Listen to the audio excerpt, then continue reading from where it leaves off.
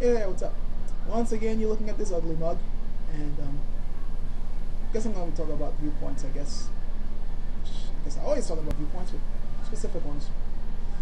The last vid I put up seems to have stirred up quite a bit of comments. I got a lot of views on that, just like the gun ban one got a whole lot of views, and all the stuff I got in there was pretty much positive. But I got one negative one so far. I'm surprised that it took this long to get a negative comment on my channel, but I finally got one. Basically stating that all of us who believe that Americans are powerless and that our leaders are doing whatever the hell they want without our input, I think that's a false statement, and that we're historical flunkies for even thinking such a thing. Never mind the fact that many of the people who believe this view I've talked to are pretty much damn good, like, I'll call them mini historians since they're not well known, but they know a hell of a lot more about history than the average history teacher. And myself included, while taking courses in history, not just elementary, but also high school and college history, I was reading books that weren't even in the classroom and pointing things out that had other people going, whoa! But that's neither here nor there. I'm not going to slam the negative comment person, because I pretty much believe that the reason why they believe what they believe, that, you know, the Constitution, that these guys are representatives and they truly do what we tell them to do. I'm thinking he's believing that for two reasons. One, he's believing in the propaganda solely and he just doesn't want to let go of that. And two, maybe, just maybe, he's one of those people that believes that he can go out and convince them otherwise if they do something that he doesn't want to do, like write an angry letter or, you know, appeal to another congressman or something. I'm hoping that the second view, my second statement, is correct. I hope he's one of those guys that thinks that he can go out and convince them. Because even if that's wrong, he's at least trying to do something.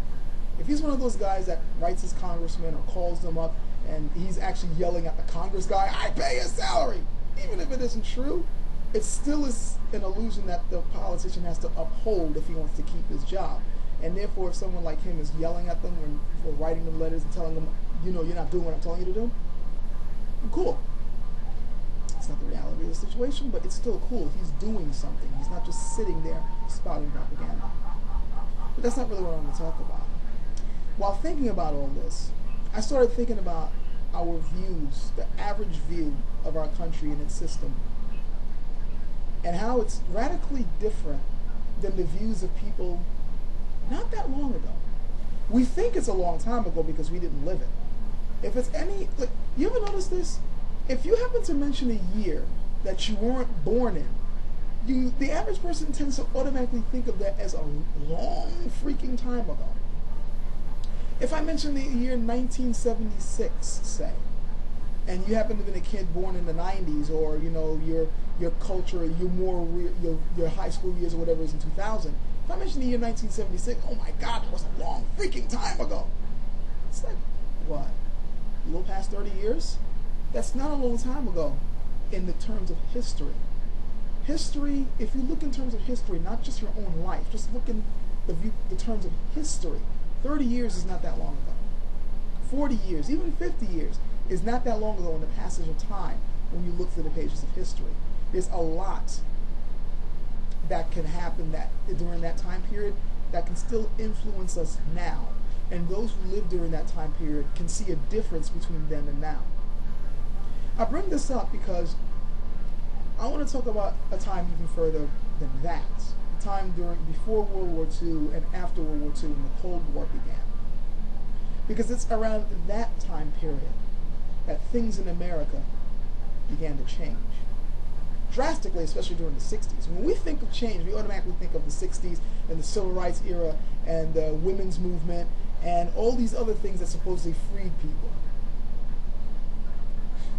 I'll just make an aside to that. I'm black. Civil rights did change a few things, but it didn't change other things. There are certain places in the South that I will say that if I went down there, I guess I would be caught dead in certain spots late at night. Racism still exists. Don't pretend it doesn't. Because as much as we try to pretend it doesn't, all I have to do is say, well, I'm going to be going down south to the backwoods area somewhere at around 10, 11 o'clock at night. And they're like, no, you don't want to go there. Well, if racism didn't exist, I wouldn't have to worry about going there, would I? But anyway, a lot of change happened in the country. But it isn't just the 60s that spawned change. change really began. I think the most important change, as far as America is concerned, happened after World War II, when we began to be recognized as a world power.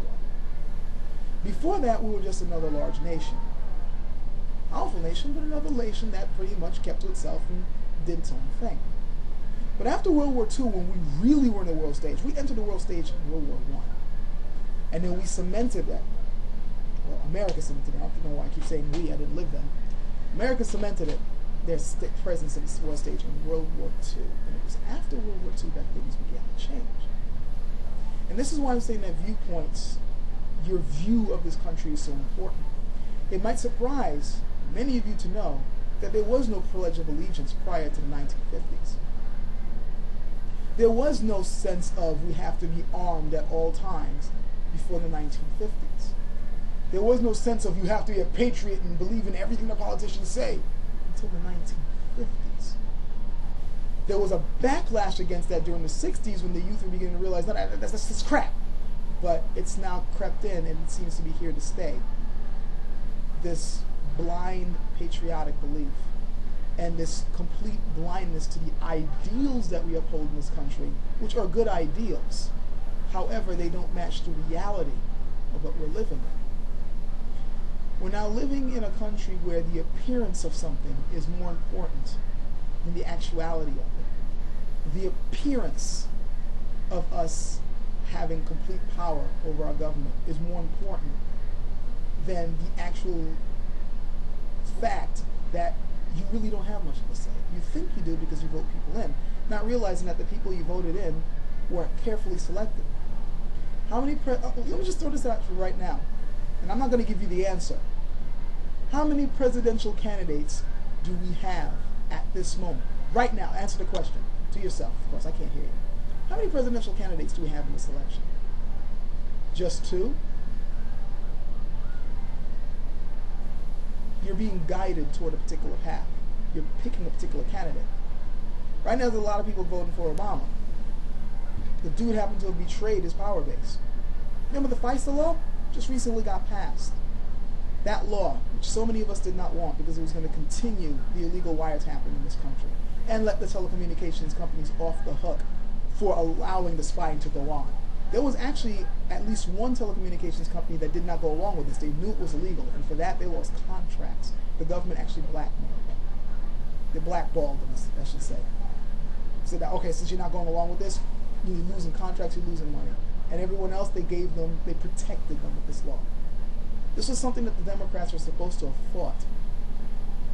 Hell, we voted them in supposedly so that they would go against these abuses that Bush did, and they just voted in everything that Bush wanted, including Obama, who had promised change.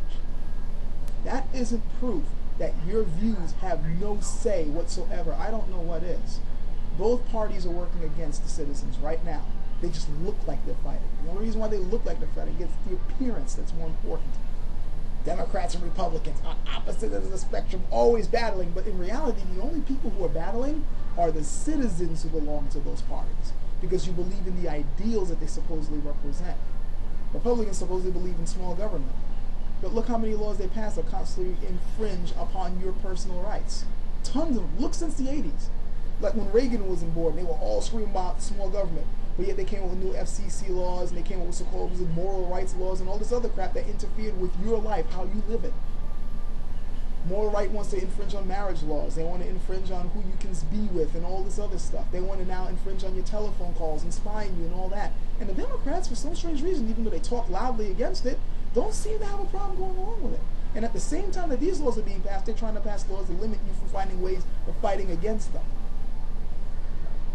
The parties, the reality of the situation is, sorry, had to cut. Anyway, they really don't care about what you want. They don't care about the ideals that they supposedly espouse and say. But the illusion is much more important than the reality.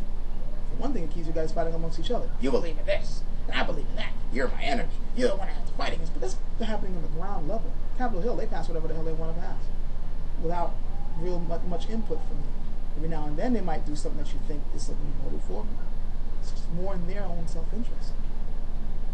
And you don't seem to realize it. way back when, before the 50s and such. You look at the political cartoons back then, we knew politicians for what they were. Nowadays, I mean, yeah, we still know, but we just blindly go along with it because we blindly believe in the ideals and forego the reality. Reality of the situation is pretty grim. And I'm sure you guys aren't going to agree with me. Every time people like us point this out, you think that we're the lunatics. But it's only because we've actually read our history and fully understand it. We're not the dumb ones. Probably not going to agree, but I just simply advise you guys to do a little research and read a little more. Catch you guys later. Hopefully this gave something for you to think about.